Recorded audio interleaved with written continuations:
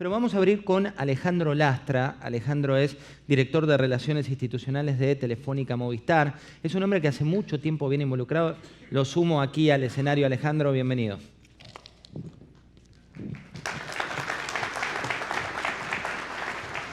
¿Cómo andás, Alejandro? Gracias, José. Muchas gracias. Por favor. Buen día. Muchísimas gracias. Gracias a la Nación por invitarnos a participar. A ustedes por estar con nosotros y a todos los que nos están mirando siempre a través de La Nación Más, a través de la home de La Nación y aquí en el auditorio. Y me gustaría arrancar, Alejandro, con un disparador que es, hoy vamos a hablar de revolución digital, pero ¿qué es hoy la economía digital? Bien, para entender o para llegar hasta la economía digital, bien lo dijiste, tenés que arrancar desde el lado de lo que es la revolución digital. La revolución digital que de alguna manera se produce por la capacidad en procesar datos, la capacidad en transmitir datos, la capacidad de almacenar datos, que fue siempre creciente y sus costos bajando, cambió nuestras vidas. Toda la sociedad en su conjunto ha cambiado y la configuración social cambió a partir de lo que llamamos la revolución digital. Hoy la humanidad tiene mucho más tecnología en la mano que lo que ha sido en su historia, con lo cual la acumulación tecnológica que hoy tenemos es increíble. Dado esto, es difícil que los actores económicos no adopten las herramientas digitales para generar mayor productividad en sus propios negocios o para desarrollar nuevos modelos de negocios. Y a eso podrías decir, ahí estamos en una definición de economía digital. Nosotros creemos que es un poquito más amplio que eso y creemos que la economía digital podríamos decir que se basa en 3 pilares y un paraguas. El primer pilar tiene que ver con la conectividad. Es imposible pensar que sin una conectividad que llegue a todos los lugares y a todas las personas, vos vas a poder desarrollar una economía digital sustentable. Para eso necesitas una serie de políticas públicas específicas para desarrollar las infraestructuras de conectividad. El segundo aspecto tiene que ver con desarrollar servicios digitales y también las políticas públicas tienen que hacerse cargo, o si querés los actores de la economía tenemos que hacernos cargo de cómo desarrollar estos servicios digitales con la componente de no solo desarrollarlos, sino generar la adopción. Uno de los grandes desafíos, marco por un lado y por otro ayudas a las personas. A las personas y a las empresas. Uno de los grandes desafíos de digitalizar nuestra economía digital o de hacer una economía digital tiene que ver con las pymes. A las pymes, las grandes empresas probablemente pasemos por el proceso de digitalizarnos y a la pyme probablemente haya que hacer alguna planificación específica para lograrlo.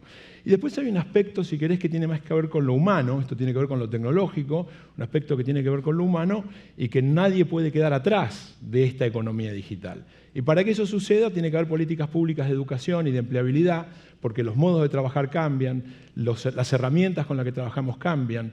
Entonces, todo lo que tiene que ver con educación y todo lo que tiene que ver con, de alguna manera, la empleabilidad funciona. Y si querés, como paraguas, hay una serie de discusiones de índole ético-política que tenemos que hacer en términos de la seguridad de los datos, en términos de cómo funcionamos con los algoritmos. Todo esto tiene que tener una armonía para poder hablar realmente de una economía digital sustentable. Hay que hablar de la privacidad de los datos, el manejo de los datos, la cuestión que está detrás de escena.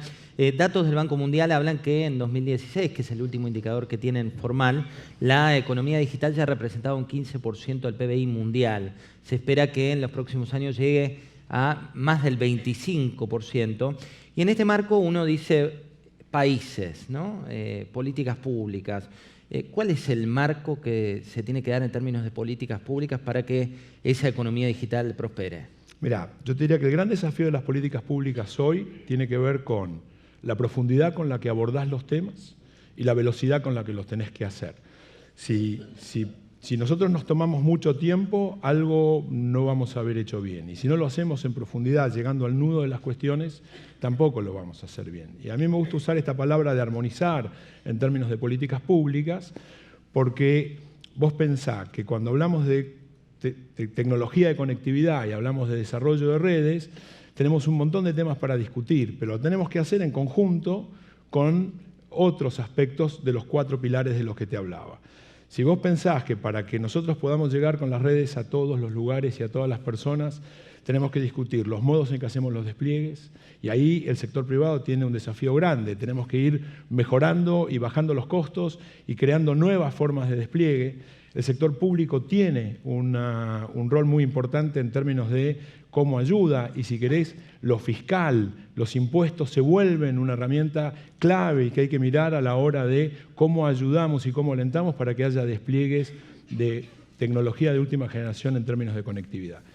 Y lo mismo te sucede cuando vas a aspectos de educación. Pensar en la educación como un eje aislado, fuera de la revolución tecnológica, la deja obsoleta en forma inmediata. Y lo mismo te pasa con la empleabilidad. Si vienen nuevos empleos, si la economía digital trae nuevas formas de trabajar, ¿cómo hacemos para la fuerza de trabajo actual ayornarla y llevarla al siguiente paso? Y ahí hay toda una serie de diálogos que se tienen que generar de alguna manera que históricamente han estado en silos. Históricamente el Ministerio de Educación estaban separados, exactamente. En este encuentro, Alejandro, vamos a ir recorriendo y profundizando estas cuestiones. Les decía, vamos a ver desde la financiación hasta el marco jurídico, la digitalización, la infraestructura. Y detrás de escena de Telefónica, la compañía en la cual trabajas, hay una cuestión que cuando preparábamos el encuentro empezamos a investigar sobre algo que ustedes llaman manifiesto. Manifiesto que tiene que ver con ver la revolución digital desde otro lado. Y en ese contexto te quería preguntar, ¿cuál es el aporte que pueden hacer hoy los operadores, por ejemplo? Mirá, yo te diría que vos hablás de nuestro manifiesto digital. Nosotros creemos que el gran desafío de las políticas públicas tiene que ver con poner a la persona, al ser humano puro y duro, digamos, ¿no? A personas de carne y hueso en el centro de la escena. Es decir, nosotros tenemos que ocuparnos de que nadie quede atrás, de que ninguna persona quede fuera de esta revolución y de todos los beneficios que puede traer la economía digital o el desarrollo de la economía digital. Entonces, ahí hay una serie de elementos que tenemos que discutir hoy, porque si no los discutimos hoy, la tecnología va a ir avanzando, va a ir progresando y lo va a hacer, yo suelo decir, la tecnología tiene que ver con la acción humana. Las políticas públicas que incorporen al ser humano, que pongan a la persona en el centro de la escena, tiene que ver con la planificación humana. Si no las planificamos bien, si no las planificamos adecuadamente, vamos a tener personas que sufran en el proceso. En el caso nuestro, nosotros hemos puesto una serie de temas que creemos que son claves a discutir en el futuro. Entre ellos tiene que ver con la seguridad de los datos. Creo que la confianza digital es clave. Creo que todos los actores tenemos que sentarnos y hablar de este tema. Tenemos que también discutir cómo construimos los algoritmos. La inteligencia artificial puede tener sesgos y nos puede llevar a consecuencias no deseadas. La privacidad de los datos, que las personas puedan hacer lo que o sepan que se están haciendo con los datos con los que se operan y con los que ellos comparten en el mundo digital, es una cuestión clave. Con lo cual, ahí es donde yo te hablo de un marco genérico de derechos digitales que tenemos que discutir. Porque si no, nos vamos a ir encontrando con consecuencias que hoy las podemos prever y que las podemos evitar. Y después, por otro lado, preguntaste cómo nos preparamos. Nosotros somos sujeto y objeto de la transformación digital, con lo cual estamos en proceso de digitalizar todos nuestros procesos, de digitalizarnos internamente, con todos los desafíos que eso presenta desde el punto de vista de la transformación de nuestra forma de trabajar. Y estamos desplegando redes, estamos tratando de contribuir en el escenario a que haya una mayor y mejor conectividad. Estamos llevando, si querés, despliegues de redes de última generación. Y también tenemos toda una discusión interna en términos de que la innovación y el desarrollo de los servicios digitales no lo podemos hacer solos. Entonces tenemos todo un sistema de innovación abierta, desarrollando emprendedorismo y también trabajando en políticas públicas de educación desde el lado de la Fundación Telefónica. Alejandro, la última en un tuit. Si hablamos de revolución digital y tuvieras que resumir en pocos caracteres, ¿qué es revolución digital hoy? La revolución, como la misma palabra lo dice, cambió todo. Y dado que cambió todo y que creemos que va a seguir cambiando, entendemos que la primera discusión es dónde ponemos al ser humano en este lugar de profundo cambio y que tiene que estar en el centro de la escena. Muchas gracias. Muchísimas gracias a vos. Gracias, José.